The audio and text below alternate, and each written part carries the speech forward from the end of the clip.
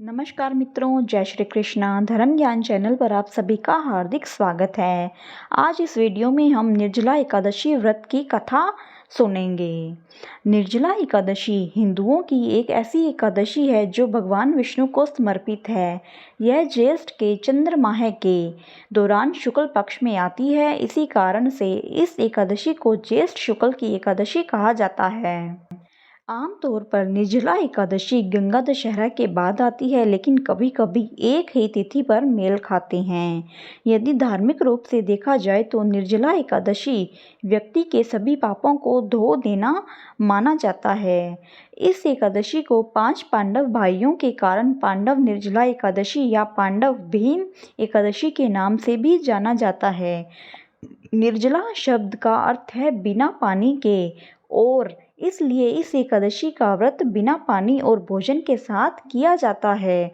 निर्जला एकादशी सबसे कठिन और महत्वपूर्ण एकादशी है जो कट्टर से कट्टर विष्णु भक्त ही रख पाते हैं। इस साल निर्जला एकादशी का व्रत 31 मई को रहेगा। तो मित्रों, अब हम शुरू करते हैं निर्जला एकादशी व्रत की कथा। निर्जला एकादशी व्रत की कथा इस प्रकार है।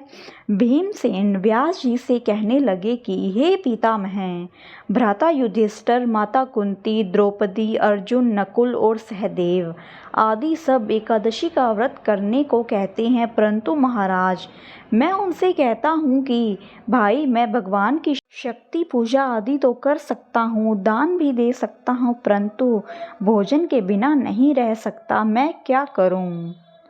इस पर व्यास जी कहने लगे कि हे भीमसेन, यदि तुम नरक को बुरा और स्वर्ग को अच्छा समझते हो तो प्रति मास की दोनों महा एकादशियों को अन्न मत खाया करो। भीम कहने लगे कि हे पितामह, मैं तो पहले ही कह चुका हूँ कि मैं भूख सहन नहीं कर सकता। यदि वर्ष भर में कोई एक ही व्रत हो तो वह मैं रख सकता हूँ, क्योंकि मेरे पेट में व्रक नाम वाली अग्नि है जो मैं भोजन किए बिना नहीं रह सकता। भोजन करने से वह शांत रहती है, इसलिए पूरा उपवास तो क्या, एक समय भी बिना भोजन किए रहना कठिन है। अतः आप मुझे कोई ऐसा व्रत बताइए जो वर्ष में केवल एक बार ही पड़े और मुझे स्वर्ग की प्राप्ति हो जाए।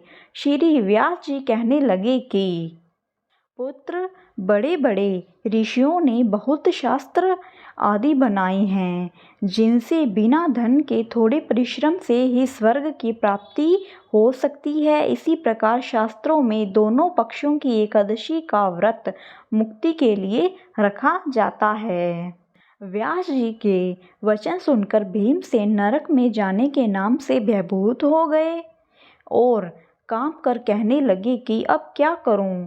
मास में 2 व्रत तो मैं कर नहीं सकता। हाँ, वर्ष में एक व्रत करने का प्रयत्न अवश्य ही कर सकता हूँ। अतः वर्ष में एक दिन व्रत करने से यदि मेरी मुक्ति हो जाए तो कोई ऐसा व्रत बताइए।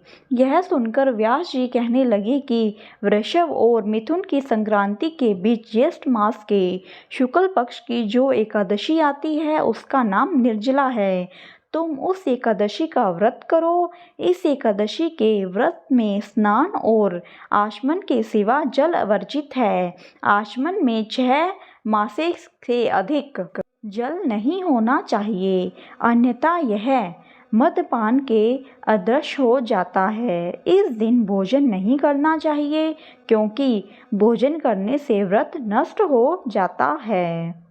यदि एकादशी को सूर्योदय से लेकर द्वादशी के सूर्योदय तक जल ग्रहण न करे तो उसे सारी एकादशियों के व्रत का फल प्राप्त होता है। द्वादशी को सूर्योदय से पहले उठकर स्नान आदि करके ब्राह्मण को दान आदि देना चाहिए। इसके पश्चात भूखे और सत्पात्र ब्राह्मण को भोजन कराकर फिर आप भोजन कर लेना चाहिए। इसका फल पूरे एक वर्ष की संपूर्ण एकादशियों के बराबर प्राप्त होता है। व्यास जी कहने लगे कि हे भीमसेन, यह मुझको स्वयं भगवान ने बताया है। इस एकादशी का पुण्य समस्त तीर्थों और दानों से अधिक है। केवल एक दिन मनुष्य निर्जल रहने से पापों से मुक्त हो जाता है। जो मनुष्य निर्जला एकादशी का व्रत करते हैं उनकी मृत्यु के समय यमदूत आकर नहीं घेरते, वरन भगवान के पार्षद उसे पुष्पक विमान में बिठाकर स्वर्ग को ले जाते हैं। अतः संसार में सबसे श्रेष्ठ निर्जला एकादशी का व्रत है, इसलिए यत्न के साथ इस व्रत को करना चाहिए। उस दिन ओम नमो भगवते वासुदेवाय मंत्र का उच्चारण करना चाहिए और गोदान करना चाहिए। इस प्रकार व्यास जी आज्ञानुसार भीमसेन ने इस व्रत को किया, इसलिए इस एकादशी को भीमसेनी या पांडव एकादशी भी कहते हैं।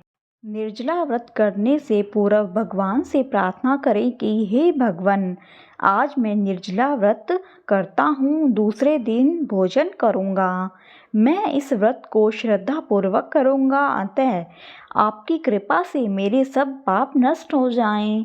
इस दिन जल से भरा हुआ एक घड़ा वस्त्र से ढककर स्वर्ण सहित दान करना चाहिए। जो मनुष्य इस व्रत को करते हैं उनको करोड़ पल सोने के दान का फल मिलता है, और जो इस दिन यज्ञ आदि करते हैं उनका फल तो वर्णन ही नहीं किया जा सकता। इस एकादशी के व्रत से मनुष्य विष्णु लोक को प्राप्त होता है। जो मनुष्य इस दिन अन्न खाते हैं वे चांडाल के समान हैं, वे अंत में नरक को जाते हैं।